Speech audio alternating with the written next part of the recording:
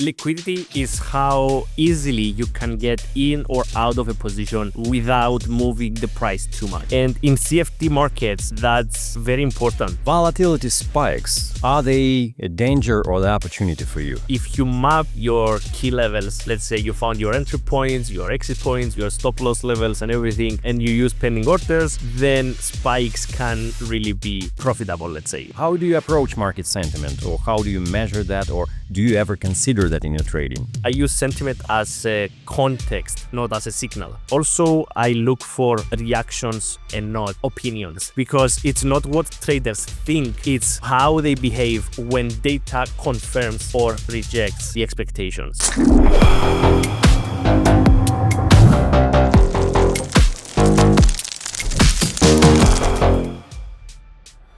Hello and welcome on this week's episode of Exness Trading Talks. Last week we talked about trader psychology, about managing greed and fear emotions and how to find a balance between the two. If you would subscribe to our channel, you can get notified immediately after the new episode will be released. So today we will talk about market liquidity and market sentiment, so how it shapes the market, how it defines capital flows. And our special guest today is Antreas Themistokleous. Hello, Andreas. Hello, Stanislav. Thanks for inviting me. All right, Andreas. So this time we will discuss liquidity. So very interesting topic because there is a lot of people speaking about liquidity. Liquidity dries up, liquidity is high or low. So what do you think about that? How do you define liquidity? Okay, so liquidity is how easily you can get in or out of a position without moving the price too much. And in CFD markets, that's very important because CFDs mirror the markets, but you rely on your broker that they have a good liquidity provider. So you need your trades to be fulfilled as close to the price that you want as possible. So a good broker with good liquidity can do that, but if there is no liquidity by the broker, sometimes you get filled on a different price, which eats into your profits. But sometimes there are instruments that are less liquid, more liquid. There are times when liquidity dries up. So what are the red flags specifically about, let's say, CFD traders when liquidity is drying up? So what do you think about that? Yeah, so one red flag would be when spreads are widening.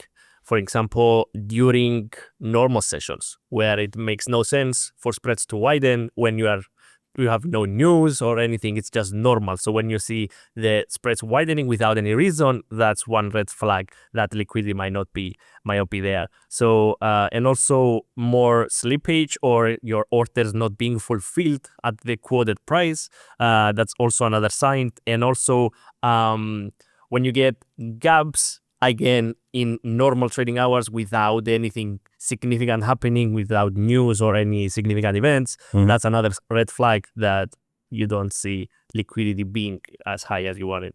But for example, I don't know, overnight trading or trading during the news announcements, so the liquidity should dry up because of the volatility, right? Yeah, probably yes. But again, during normal hours, it doesn't make sense to dry up.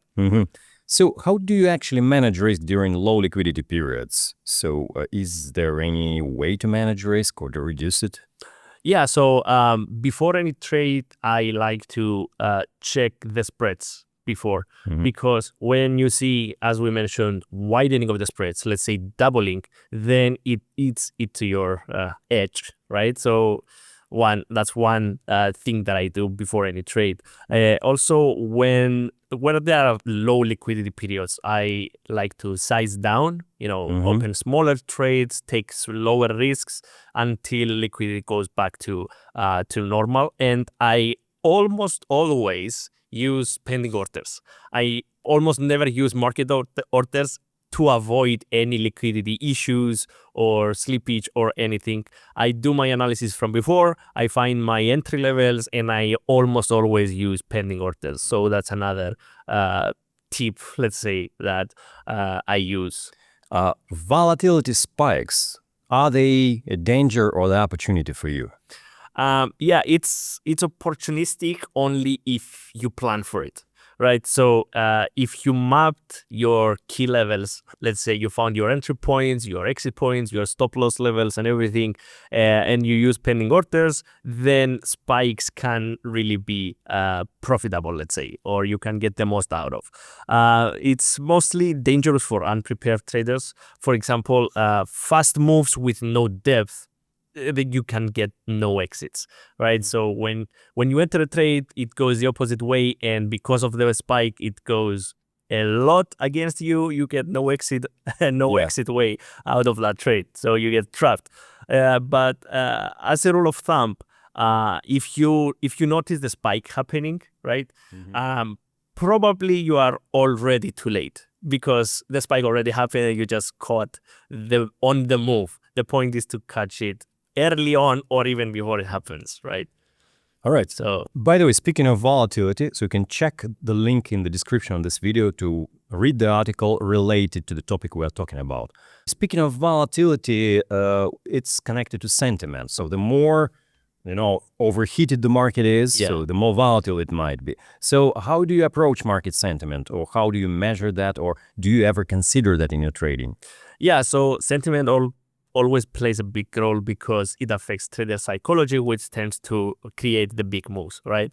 So what I like to do is to blend data with price action. So I use sentiment as a context, not as a signal, right? So positioning data, for example, combination of traders reports or option skew or long and short ratios. I like to use that as the crowd sentiment and tend to follow if I see some big moves. And also I look for reactions and not opinions, let's say, because it's not what traders think, it's how they behave when data confirms or rejects the expectations. So when it comes to sentiment, that's pretty much what I like to. So do you find any reversal points of the sentiment? So are there any signs that sentiment is about to flip, for example, because that might lead to the reversal of the market, of the price? Yeah, so what I tend to do is to wait for confirmation rather than jump on and try to buy them deep, let's say. It's very difficult to time the market to get in at the right moment and catch the dip. I usually tend to wait for some confirmation and then jump on the move to try to catch as much as I can, and that's why I don't jump in. I like to scale, open small trades, and if I see that the reversal pattern is confirming, I'm built on that trade. I would add here that you might also monitor for the reaction on the data, right? Yes. If the strong data starts to lead the market declines and then the market reacts negatively, and that happens, for example, several times in a row, so maybe sentiment has changed. Yeah. All right, Andreas, so let's go to charts and to see what we can capture out of charts in terms of sentiment and liquidity. Yeah, so one example that I want to share here is on the EURUSD chart. When we go back to March of 2023, we see that EURUSD broke above 1.09 in February after US inflation cooled, right? But spot and futures volume dropped relatively to the February move.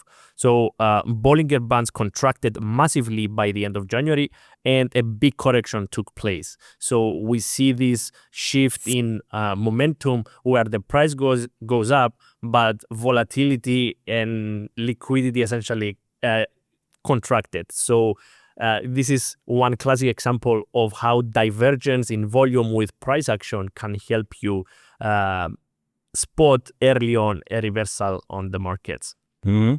So, and gold 2023, right? Gold 2020, August back in 2020, where this is just an example that I found. It's FOMO buying from late entrants around the 2000 mark, which was not sustained accumulation. It was like a massive bull trap. And gold corrected by almost $200 within days, right? So that's again another example of sentiment affecting price action. All right, thank you, Andreas. So let's see how it will play next time. So monitor sentiment, so you can also incorporate it in your trading decisions. Thank you very much, Stan. And a big thank to our viewers for supporting us. And if you subscribe to our channel, you can immediately notified about the new releases of Exness episode podcast. So again, thank you for watching and see you in the next episode next week.